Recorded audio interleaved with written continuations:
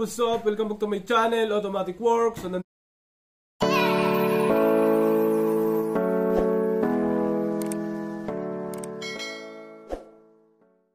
yun, Automatic Works, may customer tayong Toyota RAV4 2003 model mga sir. So,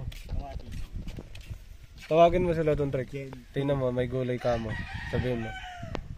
Gen 2. Ang problema daw, sabi ni sir, ang problema, if may alog ng konti o di kaya may kaldag yata. Tingnan natin kasi tapos yung shifting pasok lahat. Nasa 3 siya. Yung unang arangkada nasa 3. Ang gagawin natin, kailangan ma-scan muna natin bago natin hatulan to kung anong problema. So bagong rebuild daw yung transmission ni sir. Bagong rebuild. Tingnan natin. Na-rebuild na, tapos pinatingnan na rin daw niya yung computer box, tapos yung sa mga mechanical, doon sa may mga oxygen sensor kasi lumalabas na sa scan. So tingnan natin kung anong lalabas nito mga sir. Subukan lang natin, baka madali natin. Patatakbuhin natin to, tingnan ko yung ipit kung saan. Tapos yung shifting pattern kung saan pumapasok, saan hindi. Scanning, matagal to. Ayaw pumasok. Lipat tayo. Leaded. RAV4. Oo. Yung ayaw umakyat. 2003. Opo. Ano kayo nangyari doon? Ano yun sir? Sakit ng palimitan sakit. Engine ACT, ganyan pag mga Toyota, engine ACT. Pagka mga mga Honda, sila, may diesel nakalagay dyan sa Honda kahit gasolina. Diesel, PGM-FI, yan nakalagay. Ayun. Sa automatic transmission, hindi binasa. Bakit wala? Dito, kasama na pala sa ACT engine yan. Ang Toyota, ganito pala, kasama dito. Tingnan natin kung anong fault code. May dalawang fault code sa engine. Tingnan natin, baka oxygen sensor uli. Trouble codes, yan. Pinakamahalaga pagka mga ganitong sasakyan ang gagawin, mga decomputerized, maganda kung naka ganito. Nabasahan nyo ng scanner. Ang fault code ni sir, present history, oxygen sensor. Sensor pumping current circuit low, AF, bank 1 sensor 1, bank 1 sensor 1, ganun din. Sa ibabaw to yung isa. Puro lang bank 1. Yan, bank 1 sensor 1, bank 1 sensor 1. Oxygen sensor lang lahat. Huwag na nating i-delete yan mga sir. Live data tayo sa transmission. Patakbo tayo. Subukan natin. Start, tapos wala ngang 80. Bakit ganun? Live data. Yan. Data test. All data. Kasi andun na yung 80. Ayan. Back na natin. All data, diagnose, ETM, oxygen sensor, fuel system, EGR, monitor, catalytic, evap, secondary, auto sensor. Back. Dito ETM. Ano yan? Engine speed, coolant temperature, PNA, stop flash, switch, shift, hindi pala switch, shift, lock up solenoid. Yan, dapat yung lock up solenoid gagana yan. Ito mahalaga to. Yan, meron siyang overdrive cut, SW2, reverse, second, low, solenoid, SLT, codes. May dalawa siyang fault code yun sa oxygen sensor. Check mode, naka-off, ATF, 79 degrees Celsius yan. So hindi pa naman siya mainit. Mainit, alam naman natin 100. Okay? Pag start yata, pagkakaalam ko nito, pag in-start, yung lock-up solenoid gagana yan, mag-on. Start tayo. Start. Subok lang. Medyo ang starting okay naman. Rev. Oy, may delay. Ayun, bago umangat, bumababa muna. Hop. Teka lang. Mabaga lang. Ayun Ayun, bumababa muna. Ayun Ayun Apak tayo. Ayun, bumababa muna bago tumaas. Isa pa? Ayun. Ngayon, pag dahan-dahan natin i-revolusyon, wala naman. Ulit. Dahan-dahan. Yung bigla. Wala naman. Yung pag binigla mo siya, parang ma-atras. Yun o. Yun o. Ma-atras muna. Sinisilok. Ngayon, sa lock-up solenoid, hindi gumana. Ang gumana solenoid is LT. Tapos naka first gear, naka-on yung PNP. Ito switch lang yan, PNP. PNP switch. Subukan natin. Baka pagtakbo pala, lock-up solenoid yan. Yan naka-on, yung solenoid is LT. Reverse natin mga sir. Reverse. Subukan natin kung may alog o wala. Reverse. Wala naman. Smooth. Reverse. Smooth. O, gumana yung reverse. Neutral. Drive. Ayun. Meron. Ang lakas. Yung lock-up solenoid naka-off pa rin. Subukan ko patakbuhin mamaya. Yan, naka-drive. Neutral. Pag i-reverse natin, bumabaldog. Yan o. Pagka-drive natin o. Yun, dumadapa. Ulit. Reverse. Ay, meron din. Meron din sa reverse. Yan o. Sa reverse mga sir, kanina wala. Nakaapak pa ako sa preno. Reverse natin. Meron siyang namumukpok sa ilalim o. Yun, meron. Yung kaprasong yon sa mga ibang sasakyan, yung mga 1.4 engine, 1.6 ramdam to. Pero sa mga ganitong malalaki, tapos malaki kaha, hindi gaano siya ramdam. Kasi ang ipit nito, hindi ko alam kung saan na. Yan o, park. Wala siya sa park, reverse. Ayun o, meron siyang after na 2 beses siya gaganon. Malakas yung pangalawa, neutral. Drive. Ayun, meron. Kumulkul talaga o. Pumalo siya sa drive o. Ayun, tapos sabay. Second, gumana. Ang tingin ko dito, ang ipit nito between second gear to fourth. Second to third. Third to fourth. Subukan natin patakbuhin. Atras na. Yung pumapalo siya pag ni-reverse. Ayun o. Reverse tsaka drive meron. Meron. Tapos, ang pinagkaiba sa kanya, mga sir, wala ho siyang fault code dito. Walang mababasang fault code. Ngayon, na-rebuild na yung sasakyan. Tiningnan na rin yung computer box. So, tingnan natin kung ano magagawa natin dito. Okay. Ayun o. Pumupokpok siya. Yan. First gear yan. Yan. First gear. Hindi nag-shift sa 1.5. Sige lang. 2,000. Ay, wala pa rin. Hindi nag-shift. Sa 2,000 hindi nag-shift. Yung lock-up solenoid naka-off pa rin. Lahat. Kanan tayo sir.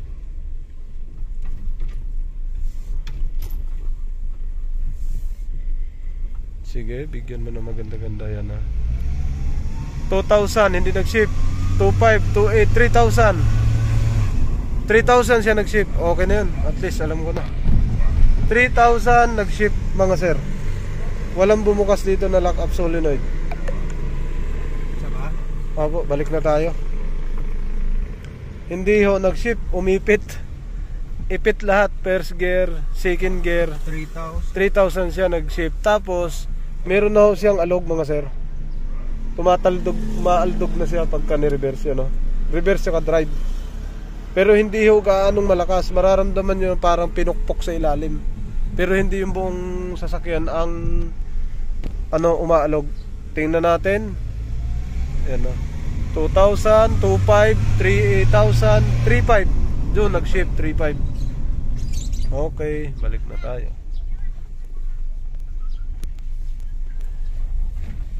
Ito, titingnan natin yung mga socket dito.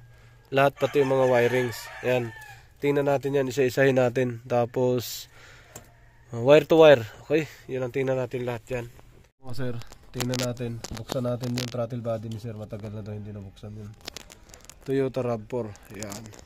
Yun, tanggal na natin. Pero walang sumirit na tubig dito. Walang laman tubig. So tubig lahat ang pumapasok dyan. Mainit. Labas, pasok. Okay, ang hangin kasi dito. Ayan, ito yung control. Tapos nabunot na yung socket. Okay. Yung Wigo? Yo mga sir, tatanggalin na natin. Oh, pwede. Muntinlupa. Oh, pwede. Yo mga sir, ayan na. Natanggal na natin. Ito yung throttle body ni sir. Buksan na natin. So wala naman siya kaanong dumi. Yung mounting ng throttle body. Nabunot na natin. Ito na siya. Yun, sobrang dumi. Yan o. Sa likod, grabe. Nangitim. Itim na itim. Okay. So malinis na natin. Yo, malinis na siya. Tapos sinalpak na namin yan. Binunot namin. O sir, naikabit na natin yung throttle body. Yan, naipit na natin maigi. So wala nang butas yun. Dito tayo. Higpitan mo pala to, track hinges dito. Sa ibabaw. Ito. Yan. Tayo. Alright. Yan, dito tayo. Scan uli. Ay, yan, scanin natin. Yung mga sir, nag-scan tayo ulit. So wala pa tayong binura dito, pero wala na siyang fault code sa ACT. Okay, wala pa tayong dinelete. Back. No. Dito tayo sa engine ACT. Yes. Relearn tayo kasi yung yung throttle body ni sir. Yan, reset. Na-reset natin mga sir.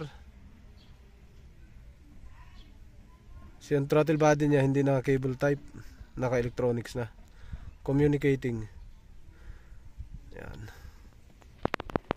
Hindi pa tapos. Sir, pagkatapos natin na linis ang throttle body, tumaas na idle niya.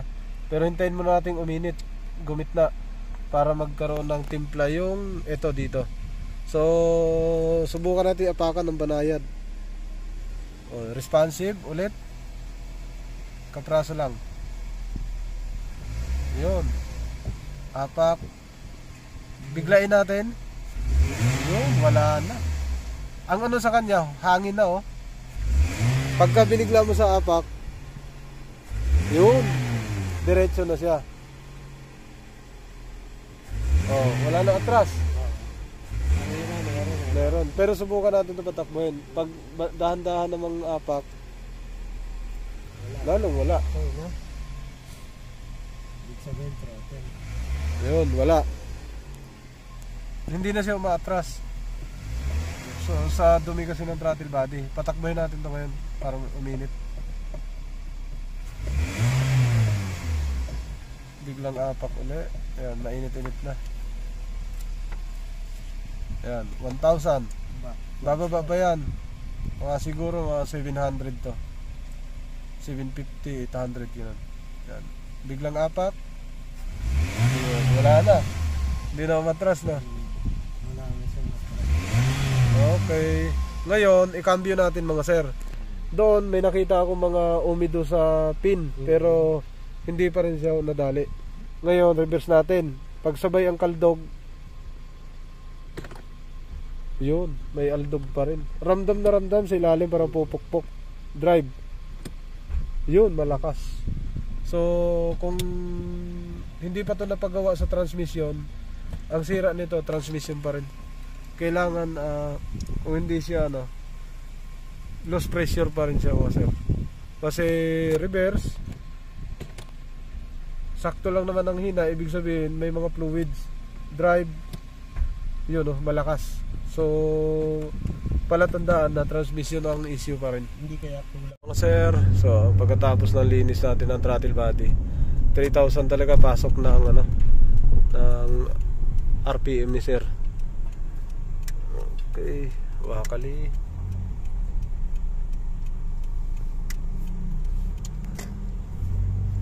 Yan na. So ginawa natin, check up ng mga wirings lahat kasi bago na ma-rebuild. 3,000 umugong. 3,500. Hindi nag-ship 4,000. Ayun, 4,000 nag-ship. Pero pasok na siya ng fourth gear. Hindi ramdam yung first gear, second gear, third gear. Fourth gear. Mabigat ba pedal? Hindi. Sakto lang. Yan, pagka kasi sa normal, naka third gear na yan. Yung takbo na yan. Third gear na yan. Ramdam siya, sir. Ang pasok ng shifting, ramdam yun pag mabagal lang ang takbo. Dahan-dahan lang. Papasok yan isa-isa. Pero pag hinataw mo, minsan ang pasok niyan nasa first gear niyan, second gear nasa 3,000, matataas pag hinataw mo. Okay, so kasi bagong gawa yung transmission.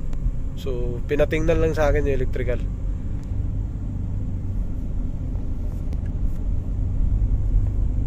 Pero wala nang kaldag sa 3K. Wala nang yung bago pumasok, gaganon muna magji-jerk muna. Ano yon, ipit naman ang tawag doon. Umiipit siya sa ship. Umiipit.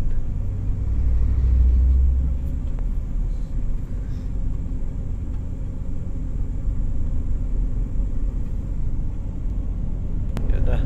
Ayun, hinataw na ni sir. Yan, sakto yan. Saktong ano yan. Oo. Mabilis na yan, sir. Bingi. Sakto na yan, saktong pasok yan sa mga shifting lahat. Tsaka hindi gigil yung makina. Hindi gigil na. Hindi sobra. Hindi sobra. Mga ganun. Tsaka pag 3K, 2K, umihiyaw ng makina kanina. Kanina bago kayo pumunta.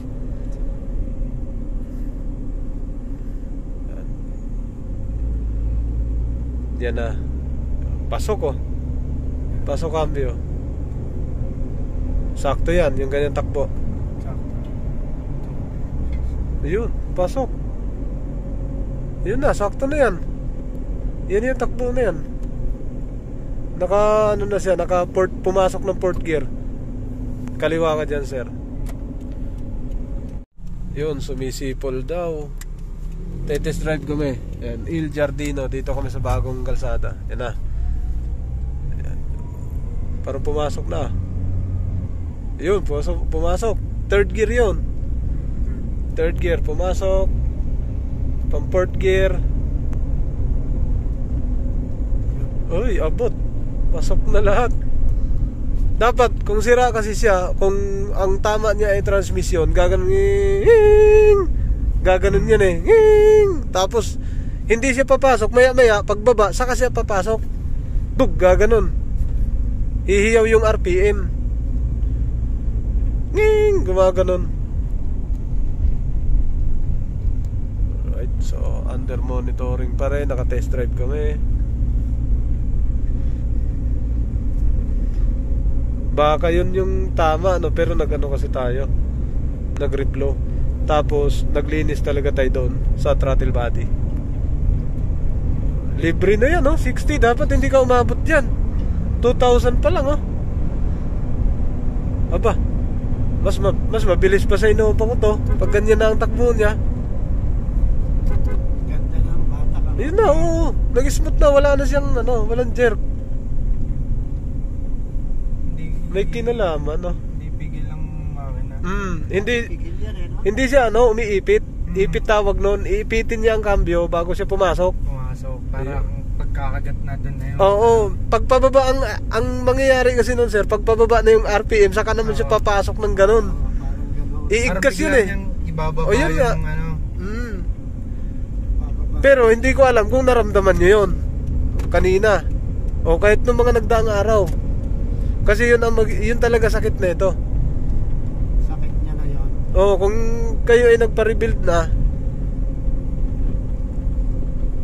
mas nung di pa na na re-rebuild, talagang iba yung iba naman yung bitin.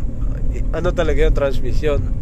Tapos pag nagawa na transmission, ipit naman ang tawag doon. Iipitin yung kada cambio.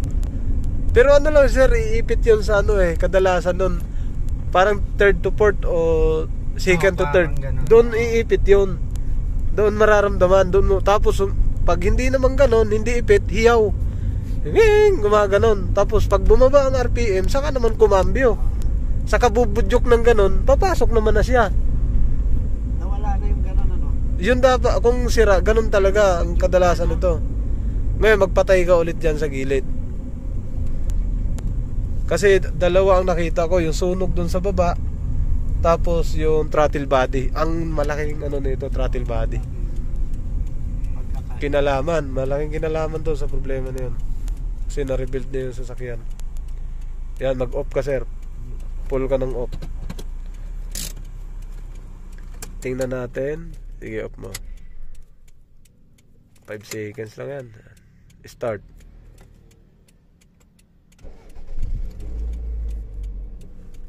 Tsaka nawala kasi yung sipa niya pabalik pag ni-rev mo. Rev mo nga sir. Wala no. Yung bigla mong apakan, hindi na siya umaatras. Wala na. Okay. O, di ba? Wala na no. Bigla siyang gaganon. Ngayon, pag cambio mo sir, permis mo muna sa reverse. Huwag mong i-diretso yan. Reverse. Neutral. Drive. Yun na lang. Tara, takbo tayo. Pag testing natin. Kasi pag tinatapakan ko madiin, minsan nawawala. Okay. Pwede.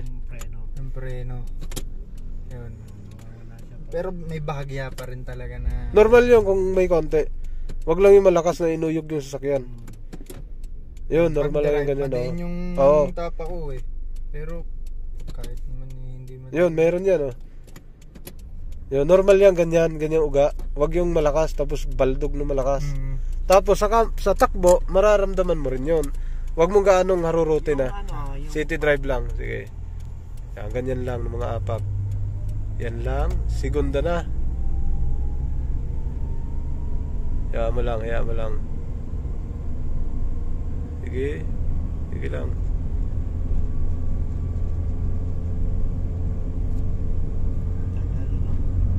Sige, tuloy mo. Ito, sige lang. Wala siyang budyok. Nawala yung budyok. Sige sir, tuloy mo lang apak. Sige pa, dagdag pa.